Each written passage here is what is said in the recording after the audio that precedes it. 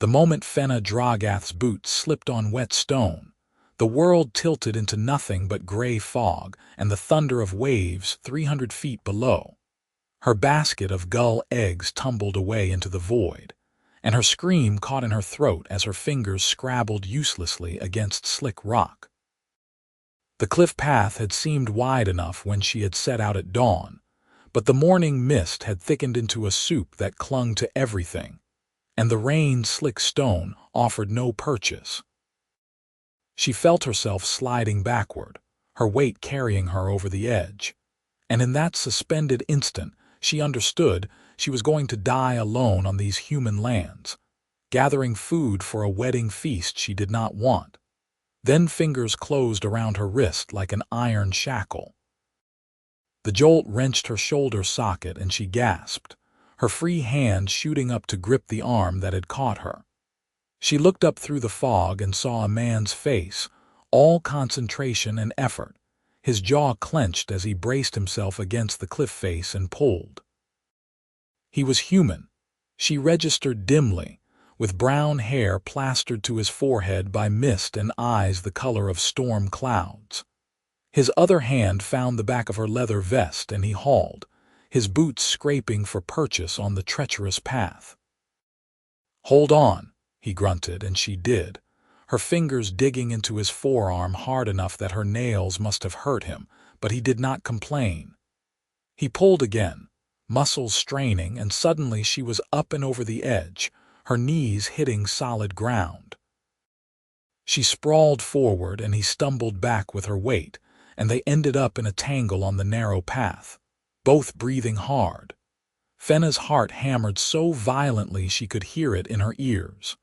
She was still gripping his arm with both hands, she realized, her fingers locked tight. The human had saved her life. This stranger had risked his own balance, his own safety to catch her when she fell. "You can let go now," he said quietly. His voice was steady despite his heavy breathing. "You're safe." But Fenna did not let go. She could not. Her hands refused to obey, locked in place by something deeper than fear. She had been falling into death and he had caught her, and some primal part of her insisted that releasing him would send her tumbling back into that void. She knew it made no sense. They were both on solid ground now, the cliff edge a full arm's length away. But her fingers would not unclench.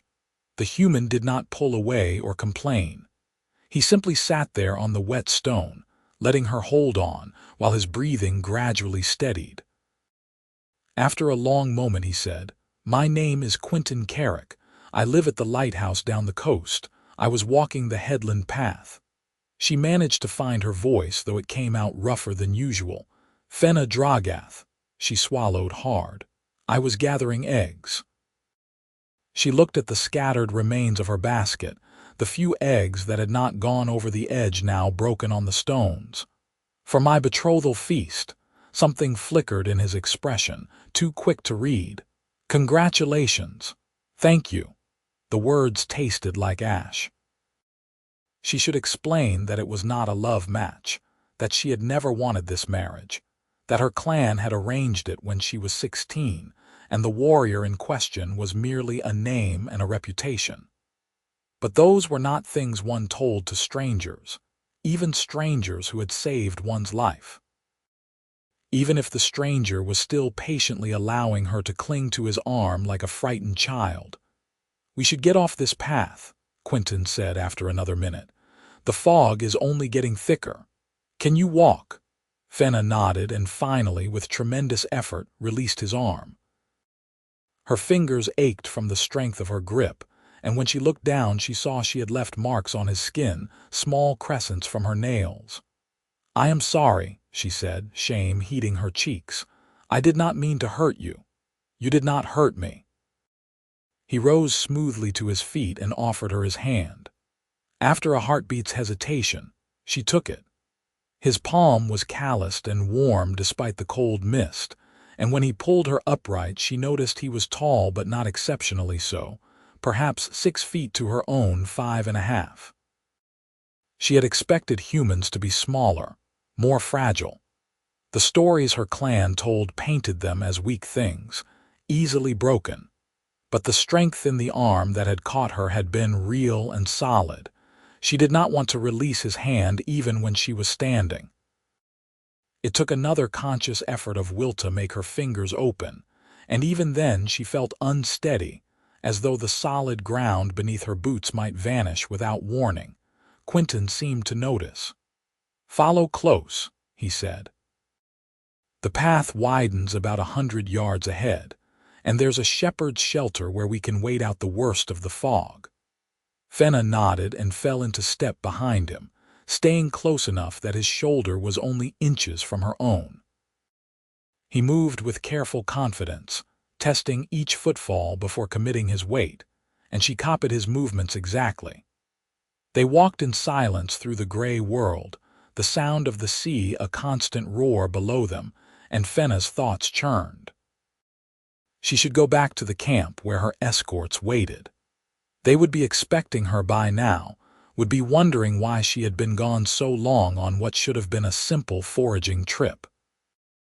Her betrothed, Ragnar Stonefist, had arrived 3 days ago with his retinue to escort her back to his hold for the wedding, and they were camped in a sheltered vale 2 miles inland. She should return and explain what had happened, thank the human properly and part ways. But the thought of letting Quinton Carrick walk away, of losing sight of him in this fog, sent a spike of pure panic through her chest. He had saved her. She owed him her life. And more than that, some irrational piece of her was convinced that he was the only thing tethering her to the world, that without him, she would slip sideways back into that fall, back into the void. The path widened as he had promised, and the stone shepherd's shelter emerged from the mist like a blessing. It was a simple structure, 3 walls of stacked stone and a slate roof, but it was dry and out of the wind. Quinton ducked inside and Fenna followed, grateful to be off the narrow path. Inside, someone had left a neat stack of firewood and a clay pot of lamp oil. Quinton crouched and began arranging kindling, moving with the easy competence of someone who had done this many times. "You know this place well," Fenna said, for want of anything better to say. "I walk this path twice a week." He struck flint against steel and coaxed a spark into the tinder, checking the small beacon stations along the coast, making sure they're supplied and in good repair. The kindling caught, and he carefully built up the fire, adding larger pieces until a cheerful blaze pushed back the dampness. "My father is the lighthouse keeper. I help him with the work." Fenna settled onto one of the stone benches built into the shelter walls, her legs suddenly shaky now that the immediate danger had passed. The fire's warmth was a blessing, and she held her hands out to it. "Your father must be proud to have such help." Quinton shrugged, sitting on the opposite bench. "It's honest work, keeps ships off the rocks, keeps people alive." He paused, studying her face in the firelight. "Speaking of which, what were you doing out on that path alone?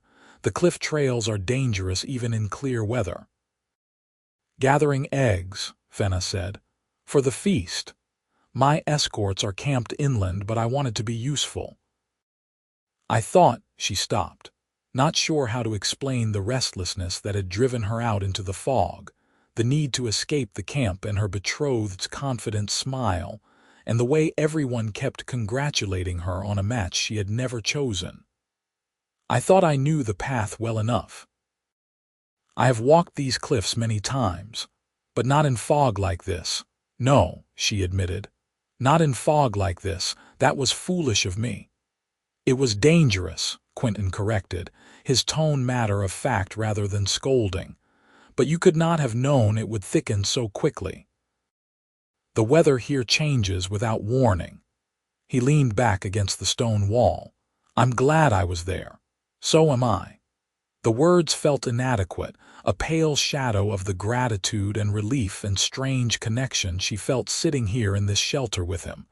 "You saved my life. I owe you a debt I can never repay." Something complicated crossed his face. You don't owe me anything. Anyone would have done the same. Not anyone. Fenna shook her head. Many humans would have let me fall. Many would have been glad to see one fewer orc in the world. Quinton met her eyes steadily. I'm not many humans, and you're a person, not a problem to be eliminated. I don't measure a life's worth by the shape of someone's ears or the color of their skin. The simple sincerity in his voice made something in Fenna's chest twist.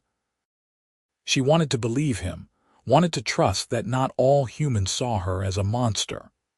But trust was not something given easily, not after a lifetime of suspicious stares and muttered insults whenever her clan traded in human settlements. Still, he had caught her when she fell. That had to count for something. The fire crackled between them, and outside the shelter the fog pressed close. Time seemed to stretch and blur. Fenna knew she should leave, should make her way back to the camp, but she could not bring herself to move. Here in this small shelter with this quiet human, she felt safer than she had in weeks. Maybe safer than she had felt since her father had told her about the arrangement with Ragnar, since her future had been decided without her consent. "You're betrothed," Quinton said after a while, his voice careful. "Is he a good man?" The question caught her off guard. She opened her mouth, closed it, tried to find an answer that was both truthful and acceptable. "He is a great warrior," she said finally, "respected by his clan. Strong and skilled in battle, he has brought honor to his family." "That's not what I asked." Fenna looked down at her hands. "No, it is not." She took a breath. "I do not know if he is a good man. I barely know him at all. We met once when I was 16 when the arrangement was made. He came to my clan's hold, spoke with my father, looked me over like one might inspect a horse for purchase. Then he left, and I have not seen him again until 3 days ago. And now you're marrying him." "And now I am marrying him," Fenna echoed. The words sat heavy as stones in her mouth. "It is a good match, politically. His clan and mine have been rivals for generations. This union will bring peace between our peoples, or so the elders say. My father is very pleased. My mother tells me I should be grateful that such a renowned warrior wants me as his wife." "But you're not grateful." "No." The admission felt like treason, but Fenna was so tired of pretending. "No, I am not grateful. I do not love him. I do not even know him well enough to judge if I could learn to love him. But my feelings do not matter. The arrangement is made. The agreements are signed. The feast is planned. In 2 weeks I will be bound to him for life." Quinton was quiet for a long moment, his gaze on the fire. When he spoke, his voice was soft. "That doesn't seem fair. Life is not fair." Fenna tried to keep the bitterness out of her voice and failed. "I know I am lucky compared to many. I am not being sold to a cruel man as far as I know. Ragnar does not mistreat his servants or beat his animals. He simply does not care about me as a person. I am a political tool, a way to secure alliance between clans. And perhaps that is all marriage is meant to be, for people like me. People like you, daughters of chieftains, women whose value is measured in treaties and alliances rather than their own wishes." She looked up at him. "Does your people not arrange marriages for political gain?" "Some do," Quinton said. "Noble families mostly, merchant dynasties, but common folk like my family marry for love or at least for compatibility. My parents chose each other. My father asked my mother if she would share his life at the lighthouse, and she said yes because she wanted to, not because anyone forced her." He paused. "I always thought I would have the same choice when the time came." The simple humanity of it made Fenna's throat tight. She had not realized how much she envied that freedom until this moment. "You are fortunate." "I think I am," Quinton agreed. Then, carefully, "It's not too late for you to make a different choice." Fenna shook her head. "The arrangements are made. To break the betrothal now would shame both our clans. It could restart the old conflicts, maybe even lead to bloodshed. I cannot be responsible for that. I cannot put my own wants above the peace of my people. Even if it means a lifetime of unhappiness, even then.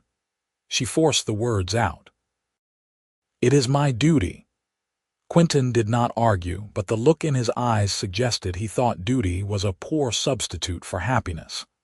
They lapsed into silence again, and Fenna found herself wishing fiercely that circumstances were different. That she had met this quiet, thoughtful human under other conditions. That she was free to choose her own path. But wishing changed nothing. She was betrothed to Ragnar Stonefist, and in 2 weeks she would stand before her clan and his and bind herself to him. No amount of wanting things to be different would alter that reality. The fog outside began to thin as the morning wore on. Quinton added more wood to the fire and they sat warming themselves, speaking little but somehow comfortable in the silence.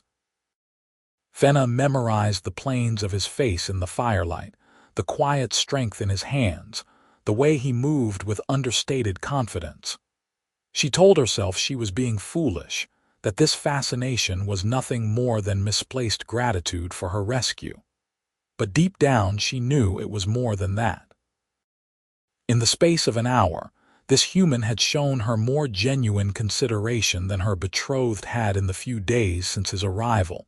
Eventually, the light outside brightened enough to suggest the fog was lifting.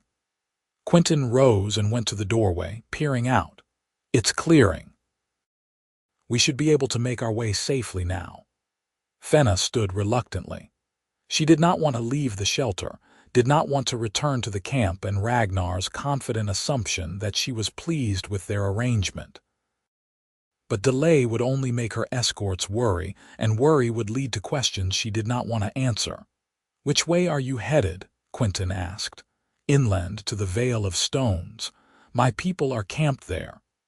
I'll walk with you as far as the fork in the path. Make sure you get there safely." "You do not have to do that. You have already done more than enough." "I know I don't have to." His tone was mild. "I want to." That simple declaration settled over Fenna like a warm cloak. She nodded, not trusting her voice, and followed him out of the shelter. The morning had turned bright and clear. The fog burned away by a sun that now sparkled on the wet grass and made the sea below shimmer like beaten silver. The cliff path that had seemed so treacherous in the mist now looked almost cheerful, though Fenna kept well away from the edge. They walked together in companionable quiet, and Fenna tried to stretch the moments to make the path longer than it was. But all too soon, they reached the fork where the coastal trail met the inland road. Quinton stopped and turned to her. "The Vale is another mile that way," he said, pointing down the rutted track. "You'll be safe from here." "Thank you." The words felt absurdly insufficient for everything, for catching me, for waiting with me, for walking me back. "You have been kinder to me than I had any right to expect." "You had every right to expect it," Quinton said. "Kindness should not be a rare gift, though I know it often is." He hesitated, then said, "If you ever need anything, the lighthouse is 5 miles north along the coast. The tall white tower, you can't miss it. My father and I are there most days." Fenna nodded, committing the information to memory even as she told herself she would never use it. She could not involve this man in her complicated life, could not drag him into the political tangles of Orc clan alliances. It would not be fair to him. She should turn and walk away. She should go back to her camp, put this morning behind her, focus on the wedding and the duties that awaited. But her feet would not move. She stood rooted to the spot, looking at Quinton Carrick and feeling that same irrational panic at the thought of letting him leave, of walking in opposite directions and never seeing him again. "I should go," she made herself say. "Yes," Quinton agreed, but he did not move either. They stood there in the bright morning, neither quite willing to take the first step away. It was absurd and Fenna knew it, but that knowledge did not make it any easier. Finally, with an effort that felt physical, she made herself turn toward the inland road. "Goodbye, Quinton Carrick." "Goodbye, Fenna Drogath. May your marriage bring you happiness." The blessing, kindly meant though it was, felt like a knife between her ribs. Fenna nodded and made herself walk, one foot in front of the other, down the rutted track. She did not let herself look back, though every instinct screamed at her to turn around, to run back to the fork in the path, to somehow hold on to the person who had saved her life and shown her what real consideration felt like. Instead, she walked on, her eyes stinging with tears she refused to shed. By the time she reached the Vale of Stones, she had composed herself into a mask of calm. The camp was a scatter of tents and cooking fires in a sheltered hollow between rocky outcrops. Fenna's escort consisted of 6 warriors from her clan and Ragnar's party of 8, including the man himself. They looked up as she approached, and her cousin Thora hurried over with relief written clear on her broad face. "Fenna, thank the ancestors. We were about to send out a search party." "Where have you been?" "Gathering eggs on the cliff path," Fenna said. "The fog caught me and I had to wait it out in a shepherd's shelter." "You should not have gone alone," Thora scolded. "Not in this weather. Did you get any eggs at least?" "No, I lost the basket." Before Thora could respond, Ragnar himself approached. He was a large man, even for an orc, with shoulders like a bull and arms corded with muscle.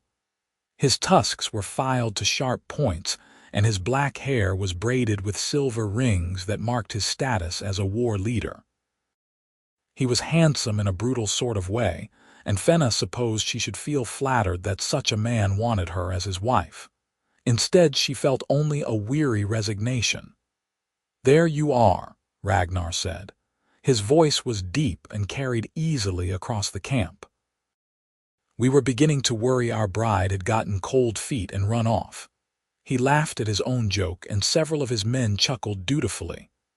"I was delayed by the weather," Fenna said evenly. "I apologize for causing concern." Ragnar waved off the apology. "No harm done. You're here now, and that's what matters." He looked her over with the same assessing gaze he had used when she was 16, and Fenna had to resist the urge to cross her arms over her chest. "You look well. The coastal air agrees with you. Thank you." "We'll be leaving tomorrow at first light," Ragnar continued. "The journey to my hold will take 5 days, and I want to be back in time to oversee the final preparations for the feast. My mother is quite excited to meet you properly. She's already planning all sorts of festivities."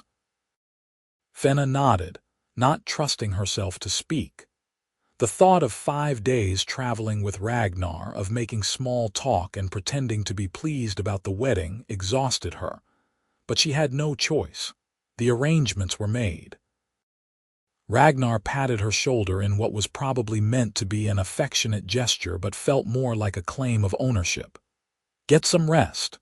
You'll want to be fresh for the journey." He turned and strode back to his tent, his men parting to let him pass.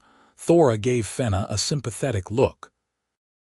"It will get easier," she said softly. "Once you're settled in his hold, once you get to know him, you might even grow to care for him." "Perhaps," Fenna said, though she did not believe it. She went to her own tent and lay down on her bedroll, staring up at the canvas roof. Her wrist ached where Quinton had caught her, a dull throb that was somehow comforting. She touched the spot gently, remembering the strength of his grip, the steadiness of his voice. The human had saved her life and asked nothing in return, had shown her kindness for no reason other than it was the right thing to do. She closed her eyes and tried to sleep, but all she could see was Quinton's face in the firelight. All she could hear was his voice saying she had every right to expect kindness. It felt like a dream, something too good to be real. And tomorrow she would leave this place, and that dream would fade, would become nothing more than a strange memory of the day she almost died. But that night, Lying in her tent listening to the camp settle around her, Fenna found she could not let go. Her fingers curled involuntarily, as though gripping an invisible arm, and she knew with sudden certainty that walking away from Quinton Carrick had been the hardest thing she had ever done. The next morning dawned gray and cold. Fenna rose before first light and helped break down the camp, packing tents and supplies with mechanical efficiency. Ragnar was in high spirits, joking with his men and making plans for the journey. He barely glanced at Fenna, which was a relief. She could not have borne his attention just then, could not have smiled and played the happy bride. They were nearly ready to depart when hoofbeats echoed through the vale. Everyone turned to see a rider approaching on a sturdy pony, picking his way carefully over the rocky ground. As he drew closer, Fenna's heart gave a violent lurch. It was Quinton. He rode into the camp with the easy confidence of someone who had every right to be there, though his eyes scanned the gathered warriors warily. He dismounted and tied his pony to a scrubby bush, then walked directly toward Fenna.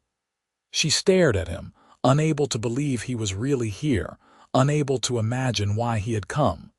"Fenna Drogath," he said, pitching his voice to Carrie. "I need to speak with you." Ragnar stepped forward, his expression darkening. "And who are you to make demands of my betrothed?" Quinton turned to face the larger orc without flinching. "My name is Quinton Carrick. I'm the lighthouse keeper's son. Yesterday I pulled your betrothed from a cliff edge when she slipped on the fog-wet path. I saved her life, and I have something important to say to her." A murmur ran through the camp. Fenna's cheeks burned, though whether from embarrassment or something else she could not say. Ragnar's eyes narrowed. "You saved her life. Then you have my thanks, human, but that business is concluded. We have a long journey ahead and no time for delays." "The business is not concluded," Quinton said quietly. "Not if the person whose life was saved has something to say about it." All eyes turned to Fenna. She felt pinned in place, her throat tight. "I do not understand," she managed. "Why are you here?" Quinton looked at her, and in his eyes she saw something that made her breath catch. "Because last night I couldn't sleep. Because I kept thinking about what you said, about duty and arrangements and sacrificing your happiness for political peace. Because it seemed wrong to let you walk away without at least asking if that's truly what you want." "It does not matter what I want," Fenna said, though her voice shook. "The arrangements are made. Arrangements can be unmade." Quinton glanced at Ragnar, then back at Fenna. "When I caught you yesterday, you held on to me like your life depended on it. And even after we were safe, you didn't want to let go. I felt it, and I think you did too. That wasn't just gratitude or shock. That was something real." Fenna's pulse hammered in her ears. She could not believe he was saying these things here now in front of everyone. It was madness. It was impossible. "You should not have come," she whispered. "Probably not," Quinton agreed. "But I did anyway. Because I think you deserve the chance to choose your own future, not have it chosen for you. Because I think you're brave and strong and you should not have to spend your life with someone you don't love." He paused. "And because when you walked away yesterday, I felt like I'd lost something important before I even had a chance to find it." The words hung in the air like a bell's toll. Fenna could not breathe, could not think. Everything in her yearned toward this human who had appeared like an answer to a prayer she had not dared to voice. But reality was a weight that crushed that yearning flat. "This is absurd," Ragnar cut in, his voice hard. "You're a human. She's an orc. You have no claim on her, no right to come here and disrupt what has been properly arranged. Fenna is mine by agreement between our clans. She is coming with me, and that is final." "Is it?" Quinton's gaze never left Fenna's face. "Because I don't see chains on her wrists. I see a woman who's free to make her own choice if only someone would give her the chance. I am giving her a good life. Ragnar snapped. A position of honor, a respected name, safety, and security. What can you offer? A drafty lighthouse and a life of poverty. I can offer her a choice, Quinton said simply. I can offer to let her decide for herself what she wants without pressure or politics or duty weighing on her. If she chooses to go with you, I'll leave and never trouble either of you again. But if she wants something different, I'll stand by her. I'll face down her clan and yours if need be, because everyone deserves the right to choose their own path. Fenna's eyes stung. She looked at Quinton, at this human who had saved her life, and then come back to save it again in a different way, and she felt something crack open in her chest. All her life she had been told what to do, what to be, what to want. Her father had arranged her future, her mother had pressured her to be grateful, the clan elders had praised the political wisdom of the match. No one had ever asked what she wanted. No one had ever suggested her wishes mattered.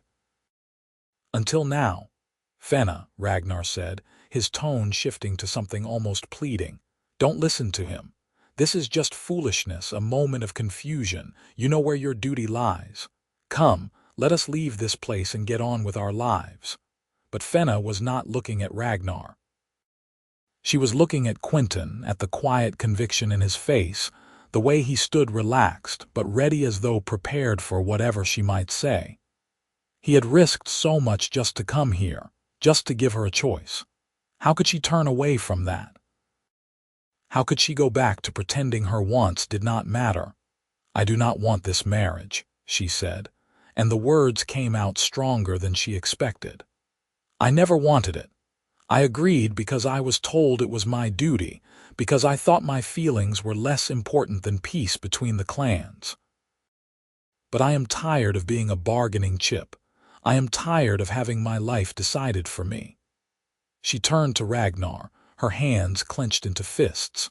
You are a great warrior, and I'm sure you will find a wife who will appreciate that. But I am not that wife. I will not marry you, Ragnar Stonefist. The betrothal is broken. Ragnar's face went dark with fury. You cannot just break a betrothal. The agreements are signed. Then unsign them, Fenna shot back. I did not sign them willingly, and I will not be bound by agreements made over my objection. If the clans want peace, they can find another way to secure it. I will not sacrifice my life for their politics. This is that human's influence, Ragnar pointed at Quinton, his lip curling. He has filled your head with foolish ideas. You were content before he came along. I was not content, Fenna said coldly. I was resigned. There is a difference, and Quinton did not put ideas in my head. He simply showed me that I have the right to choose. Ragnar looked like he wanted to argue further, but one of the older warriors from his clan stepped forward. The man had gray in his hair and scars that spoke of many battles, and when he spoke his voice carried authority. The girl makes a fair point, the elder said. If the betrothal was arranged without her true consent, it is not binding. Our laws are clear on this. A marriage must be agreed to by both parties, or it is no marriage at all. Ragnar rounded on the elder. She is young and confused. She does not know what she wants. She seems quite clear to me, the elder replied. And our law does not say a woman must want what her father chose for her, only that she must want it herself. If she says she does not wish this marriage, then we must respect that. Another voice joined in, this time from Fenna's own clan. It was her uncle, a grizzled warrior named Kor who had always been kind to her. The elder speaks truth. I was there when the arrangement was made, and I remember Fenna's face when her father told her of it. She looked like she was being led to execution, not marriage. We all saw it. We just told ourselves she would come around in time. And did she? Quinton asked quietly. Kor shook his head. No, she never warmed to the idea. She simply stopped arguing about it. He looked at his niece with something like regret in his eyes. I should have spoken up then. I should have said it was not right to force her. I am sorry, Fenna. Fenna's throat tightened. It is all right, uncle. You could not have changed my father's mind. Perhaps not, but I could have tried. Kor turned to Ragnar. I think we must accept that this match is not meant to be. The girl does not want it, and forcing her would only bring misery to you both. Better to part now with dignity than to bind two unwilling souls together. Ragnar looked around at his men and Fenna's clan, clearly searching for support, but the faces he saw were uncomfortable, uncertain. Even among his own warriors, there was a reluctance to force a woman into a marriage she had clearly rejected. Finally, with visible effort, Ragnar controlled his anger and gave a stiff nod. Very well. If this is truly your wish, Fenna Drogath, then I release you from the betrothal. But know that you are throwing away a good future for the sake of a moment's impulse. I hope you do not come to regret it. I will not regret it, Fenna said.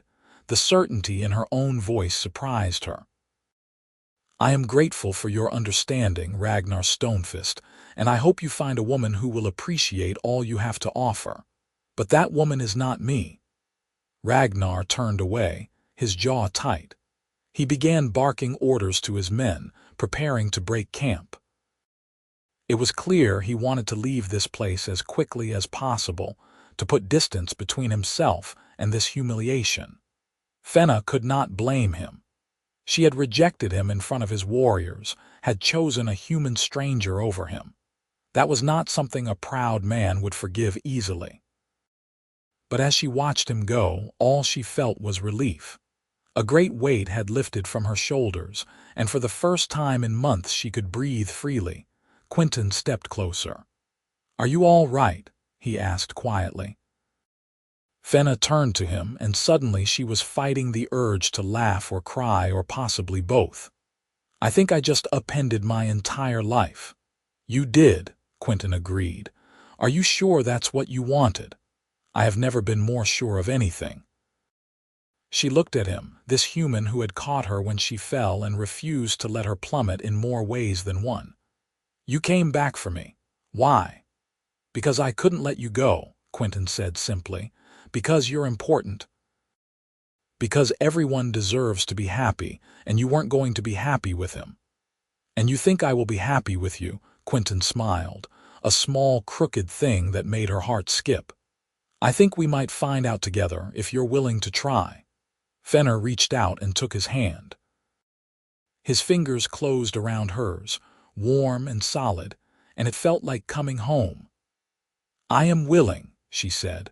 Around them, the camp was a flurry of activity as Ragnar's party prepared to depart. Fenna's own clanmates were watching with a mix of shock and curiosity, clearly unsure how to process what had just happened. Thora approached cautiously. "Fenna, are you certain about this? Your father will be furious when he hears what you have done." "Let him be furious," Fenna said. "I am done living my life for his approval.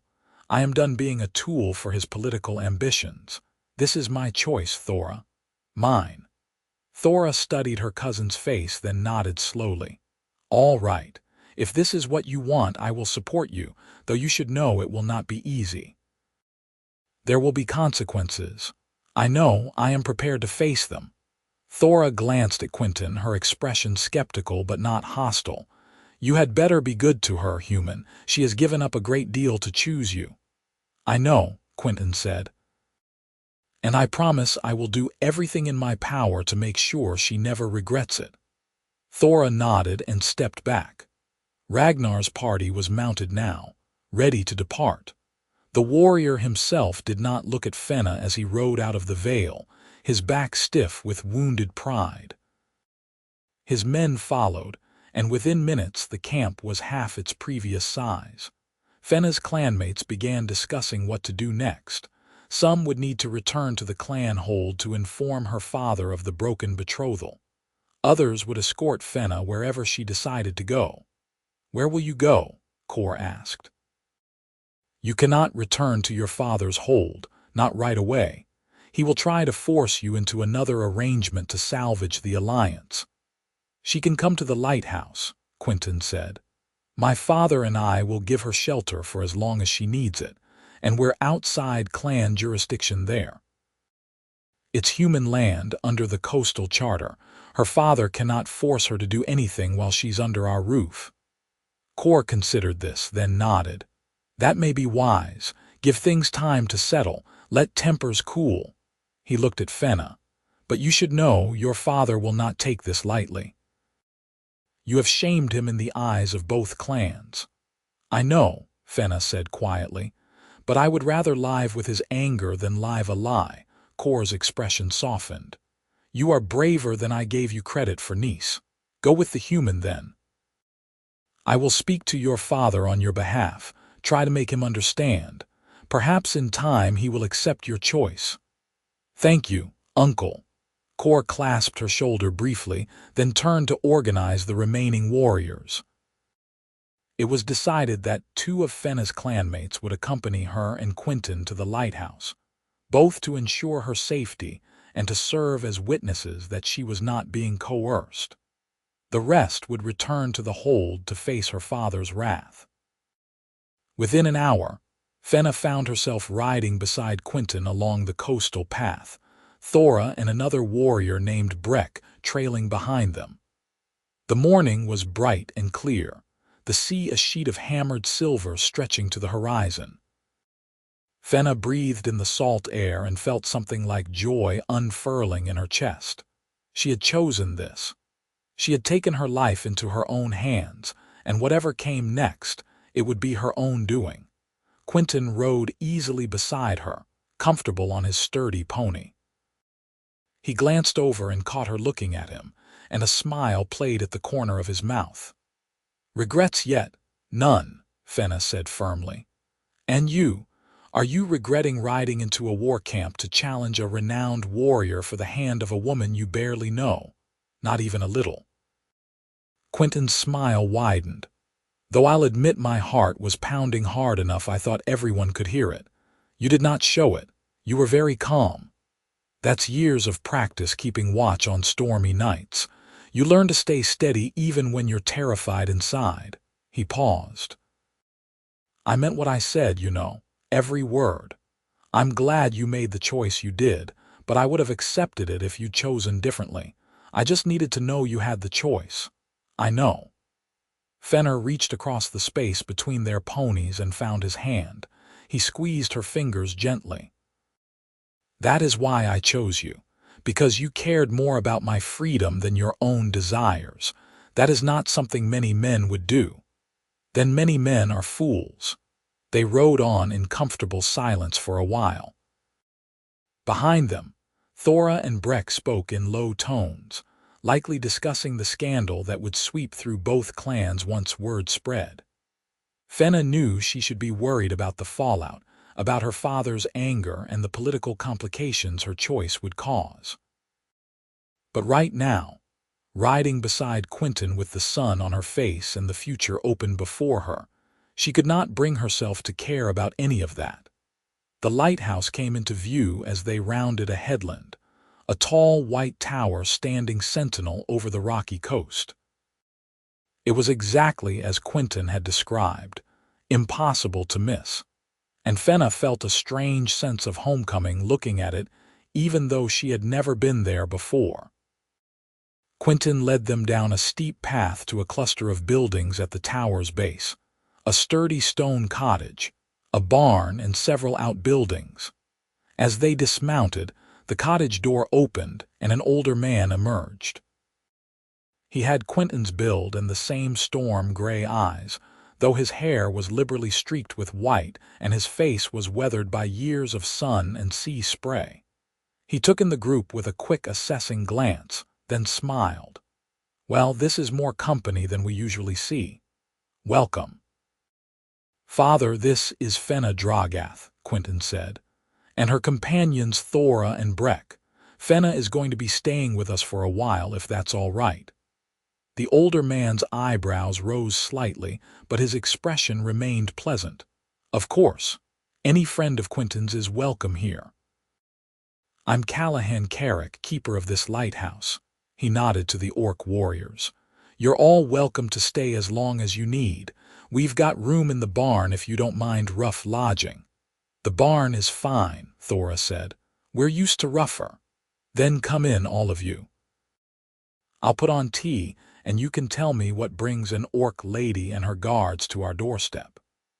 They settled in the cottage's main room, a cozy space with a stone fireplace and simple furniture that spoke of function rather than luxury. Callahan made tea and set out bread and cheese, then sat down to listen as Quinton explained the situation. Fenna watched the older man's face, trying to gauge his reaction. Would he be angry that his son had gotten involved in clan politics? Would he resent having an orc in his home, especially one whose presence might draw trouble? But Callahan simply listened, nodding occasionally, his expression thoughtful. When Quinton finished, the lighthouse keeper looked at Fenna. So you chose to break your betrothal and come here. That took courage, or foolishness, Fenna said quietly. I am still not entirely sure which. Courage, Callahan said firmly. It takes courage to choose your own path, especially when others have set a different one for you. My son did right to give you that choice, and you did right to take it. He smiled. You're welcome here for as long as you wish to stay. This lighthouse has always been a refuge for those who need one. You'll be safe here, I promise you that. The simple kindness in his words made Fenna's eyes sting. She blinked hard and nodded. Thank you. I do not know how I will repay you for this. There's nothing to repay. We help each other in this life, or we're no better than beasts. Callahan took a sip of his tea. Besides, we could use an extra pair of hands around here. The lighthouse keeps 2 people busy most days. 3 would be easier. I am happy to help with whatever you need, Fenna said. I am not afraid of hard work. Good, then we'll get along fine. Callahan stood. Let me show you where you'll be sleeping. We've got a spare room, not fancy but clean and dry. Quinton, why don't you get Thora and Breck settled in the barn? Make sure they have enough blankets and such. Quinton nodded and led the 2 orc warriors outside. Callahan showed Fenna to a small room on the cottage's upper floor. It held a narrow bed, a chest for clothes, and a window that looked out over the sea. Simple, as he had said, but comfortable. This is perfect, Fenna said. Thank you. You're welcome. Callahan hesitated in the doorway. My son is a good man, but I'm sure you know that already. He doesn't act rashly.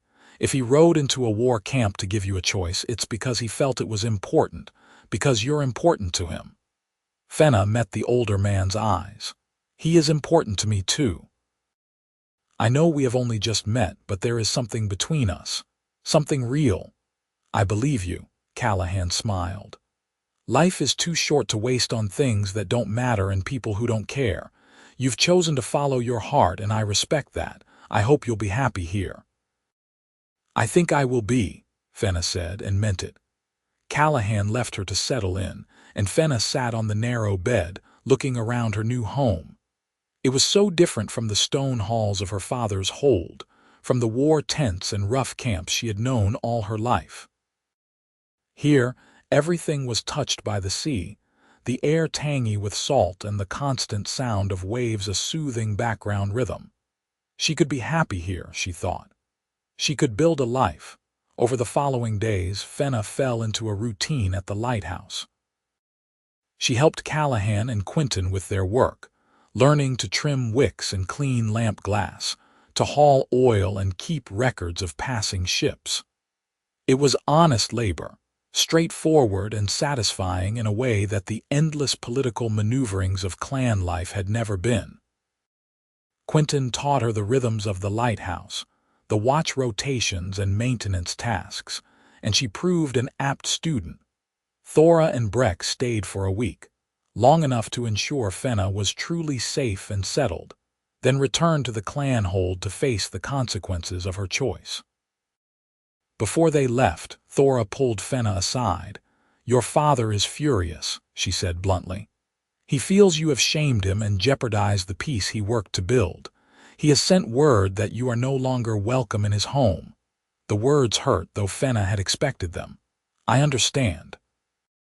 "But," Thora continued, "your mother sent a message. She said she is proud of you for choosing your own path, even if she does not entirely agree with your choice. She said she will work on your father, try to soften his anger. She believes he will come around eventually." That was something, at least. Fenna's mother had always been more understanding than her father, more willing to consider that duty and happiness did not always align. "Thank you for telling me. Take care of yourself, cousin, and take care with that human. He seems good, but these are strange times. If you need us, send word." "I will." Fenna watched Thora and Breck ride away, feeling the last thread connecting her to her old life stretch and then snap. She was truly on her own now, or as close to it as made no difference. But when she turned back to the lighthouse and saw Quinton waiting by the door, his expression warm and welcoming, she did not feel alone at all. The weeks that followed were among the happiest of Fenna's life. She and Quinton grew closer, their initial connection deepening into something solid and real.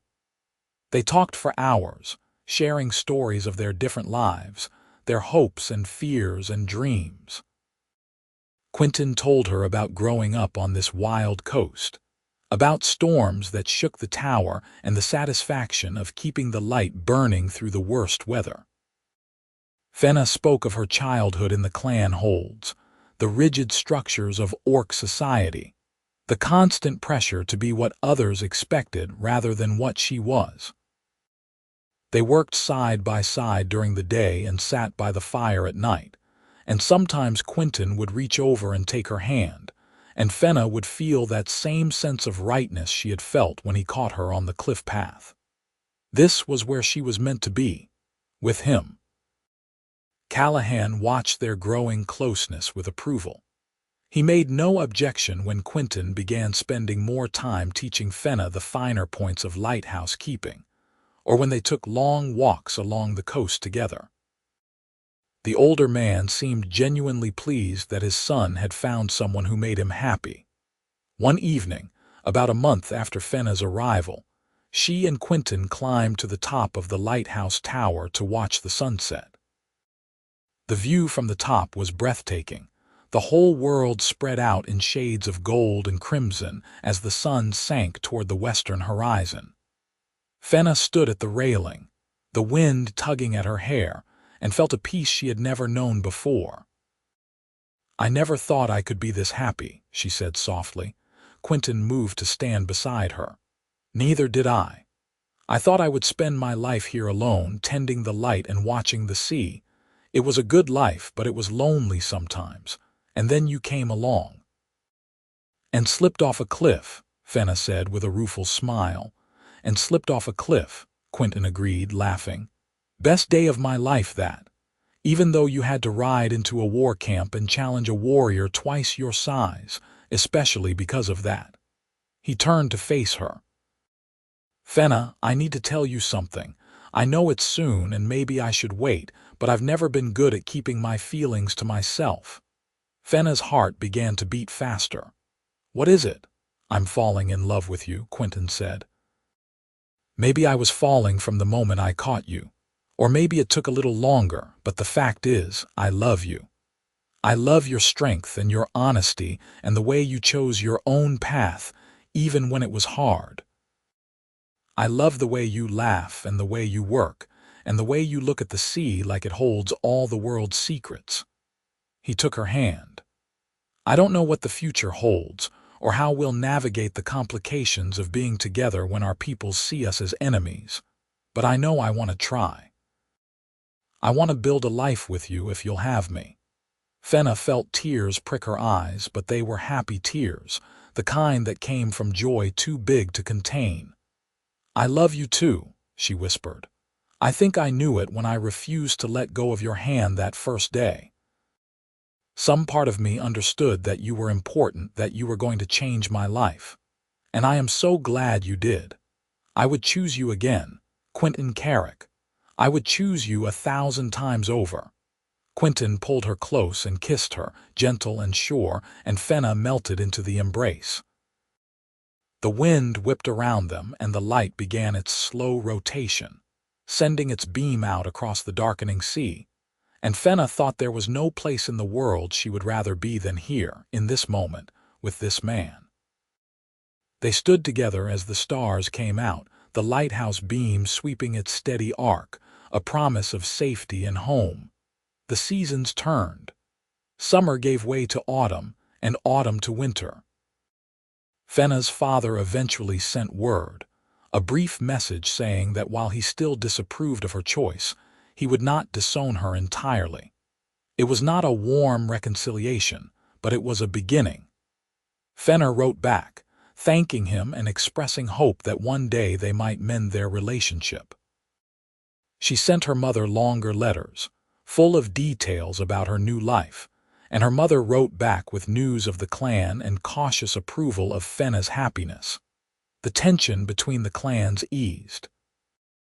Ragnar married another woman, a warrior's daughter from a third clan, and the political alliance was salvaged through different means.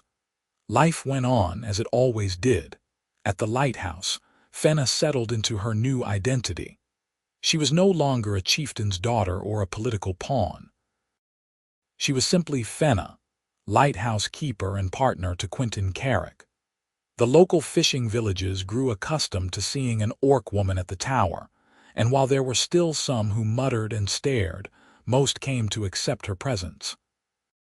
She had proven herself useful and hardworking, and that counted for much in these practical coastal communities. Winter brought fierce storms, and Fenna learned what it truly meant to keep the light burning through adversity. She and Quinton took turns on watch through long freezing nights, making sure the lamp stayed lit and the ships at sea had a beacon to guide them home.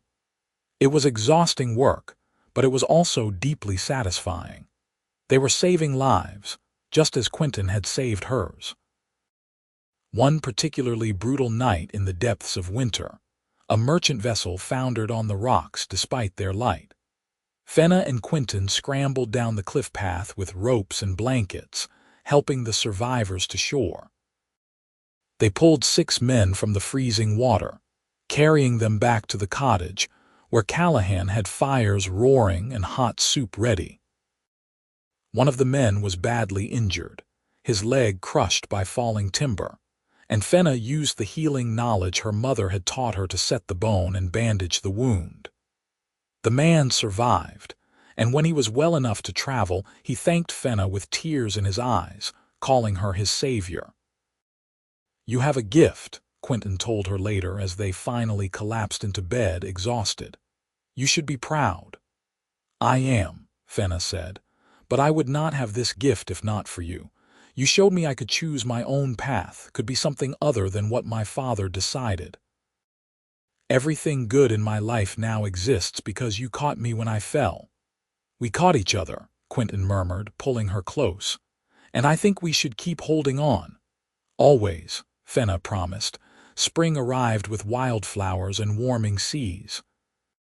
One morning, Quinton took Fenna's hand and led her out to the headland where they had first met, to the spot where the cliff path ran narrow and dangerous. Fenna's heart clenched at the sight of it, remembering the terror of that fall, but Quinton squeezed her hand. "This is where our life together began," he said. "Where I caught you and you would not let me go. I thought it would be fitting to mark this place, to remember how far we have come." He pulled something from his pocket, a small wooden carving of 2 hands clasped together. "I made this over the winter. I thought we could leave it here, a reminder that this is not a place of fear but a place of hope, a place where 2 people found each other against all odds." Fenna took the carving, running her fingers over the smooth wood. "It was beautifully done, the details perfect. It is wonderful, but I have a better idea." She led him back to the lighthouse, up the winding stairs to the top of the tower. There, in the small room where the great lamp burned, she found a niche in the stone wall and carefully placed the carving inside. "Here," she said. where the light shines out to guide people home. This is the heart of our life together, this light we tend. Let the carving live here where it reminds us every day what we mean to each other. Quinton's eyes shone. Perfect. He kissed her then, tender and full of promise, and when they broke apart he said, "Fenna Drogath, will you marry me? Will you be my wife? Not because anyone arranged it or because of politics or duty, but because we love each other and want to build a life together." Fenna felt her heart swell until it seemed too large for her chest. "Yes," she said. "Yes, 1,000 times yes." They were married in the spring. A small ceremony on the headland with Callahan officiating and a handful of friends from the nearby villages in attendance. Fenna's mother came, defying her husband to be present for her daughter's wedding, and even her Uncle Cor made the journey. It was not the grand political feast that would have accompanied her marriage to Ragnar, but it was infinitely better. It was real and honest and full of love. Fenna wore a simple dress of green linen, and Quinton stood beside her in his best clothes, his eyes never leaving her face as they spoke their vows.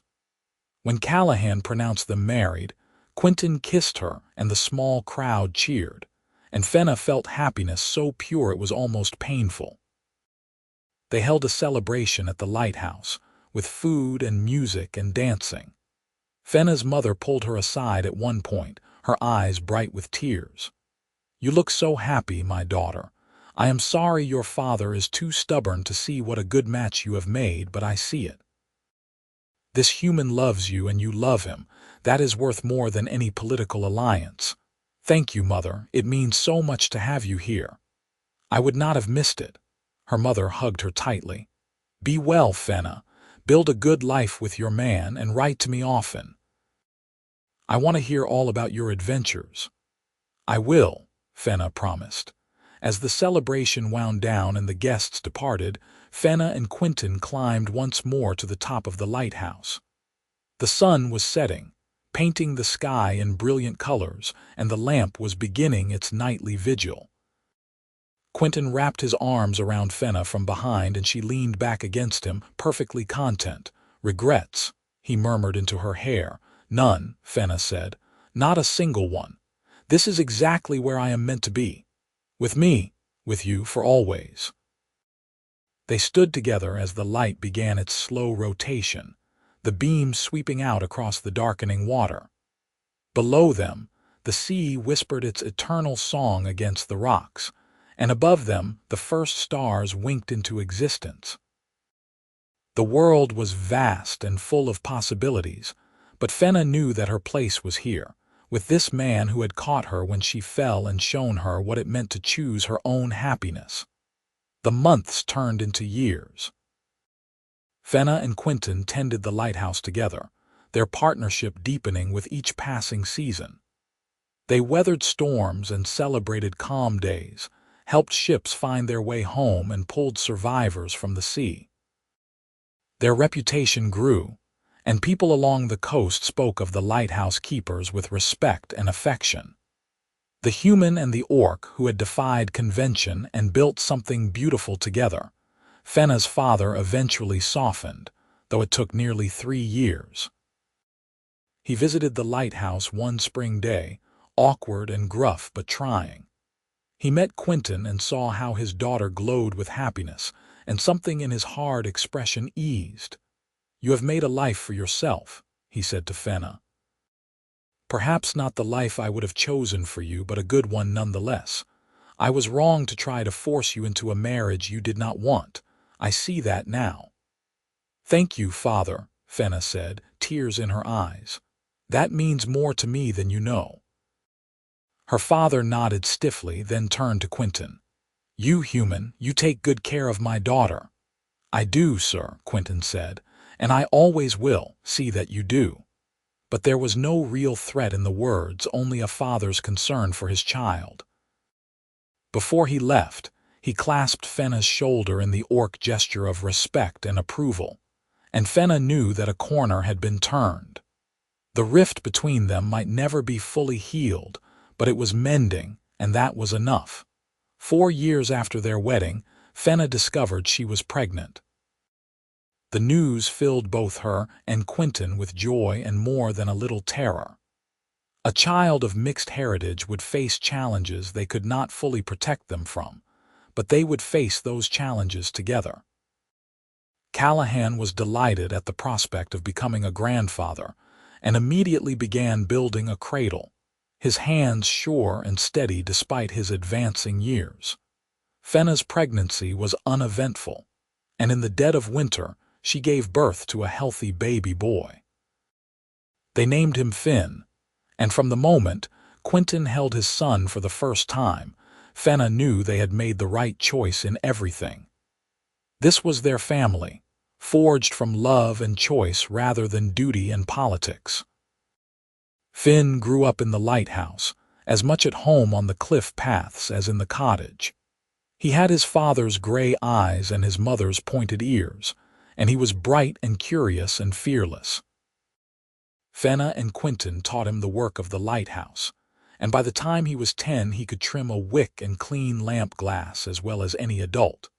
2 years after Finn's birth, they had another son, Liam, and 2 years after that a third boy they named Quinlan in honor of his father.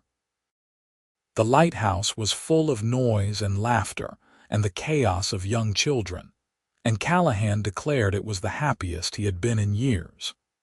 The old lighthouse keeper adored his grandchildren and spent hours telling them stories and teaching them the lore of the sea. The children grew, and the lighthouse became known up and down the coast as a place of safety and welcome.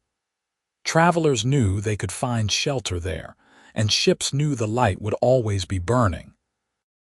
Fenna had become a respected figure in the coastal communities, no longer seen as strange or dangerous, but simply as one of them. She had proven through years of service that she belonged. On a day in late summer, when Finn was 12 and Liam 10 and little Quinlan 8, Fenna and Quinton took the boys up to the top of the lighthouse. They showed them the wooden carving in its niche, the two hands clasped together, and told them the story of how their parents had met. "Your mother slipped off the cliff path," Quinton said, "and I caught her, and she held on so tight I knew she was going to be important to me. And then he rode into a war camp to give me the chance to choose my own future," Fenna added, "which was the bravest thing anyone has ever done for me." Was grandfather Ragnar angry? Finn asked. He had heard versions of this story before but never tired of it. He was, Fenna admitted, but he understood in the end, and he found happiness with someone else. Sometimes the path we think we are meant to walk is not the right one, and we have to be brave enough to choose a different way. "Like you chose father," Liam said. "Like I chose your father," Fenna agreed, smiling at Quinton. "The best choice I ever made." Quinton put his arm around her waist. "The best choice we both made, choosing each other." They stood together at the top of the lighthouse, their family around them and the light preparing for its nightly vigil. The sun sank toward the horizon, painting the sky in shades of fire and gold, and the sea stretched out forever, full of mystery and promise. Fenna thought back to that morning so many years ago, when she had been gathering eggs on a fog-wet cliff, and her whole world had changed in an instant. She had been falling toward death and Quinton had caught her, and she had held on, refusing to let go because some deep instinct had told her he was worth holding on to. She had been right. He was worth everything. Their love had overcome prejudice and politics, had built a family and a life that was richer than anything she could have imagined. She had chosen her own path, and it had led her home. As the light began its slow rotation, and the stars appeared one by one, Fenna leaned into Quinton's embrace and felt nothing but gratitude. For the fall that had brought them together, for the courage to choose, for every day they had spent building this life. The lighthouse beam swept across the darkening sea, a promise of safety and hope, and Fenna knew that no matter what storms might come, they would weather them together. because they had chosen each other, and that choice had made all the difference. Years continued to pass in their steady rhythm at the lighthouse. The children grew into young adults, each finding their own path while remaining connected to the place that had raised them. Finn, the eldest, took naturally to lighthouse work and declared his intention to follow in his father's and grandfather's footsteps. Liam developed a passion for healing and went to study with the coastal physicians, learning to tend the sick and injured. Quinlan, the youngest, had inherited his mother's love of the sea itself and joined a merchant crew, though he always returned home between voyages. Callahan passed peacefully in his sleep one winter night when Finn was 20.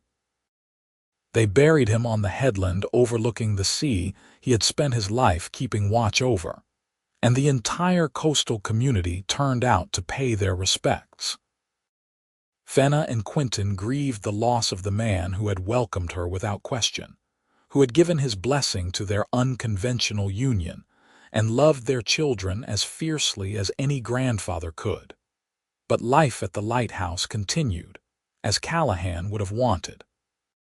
Finn took over many of his grandfather's duties, working alongside his parents to keep the light burning. It became a family tradition, passed down through generations, and the Carrick Lighthouse became legendary along the coast for never failing, never going dark, no matter how fierce the storm. Fenna's relationship with her birth clan improved steadily over the years. Her father, mellowed by age and grandchildren, visited occasionally and even developed a grudging respect for Quinton. Her mother became a regular presence, spending weeks at a time at the lighthouse and doting on her grandchildren. The old wounds healed slowly but surely, until Fenna could look back on her choice to break her betrothal without any lingering guilt or regret.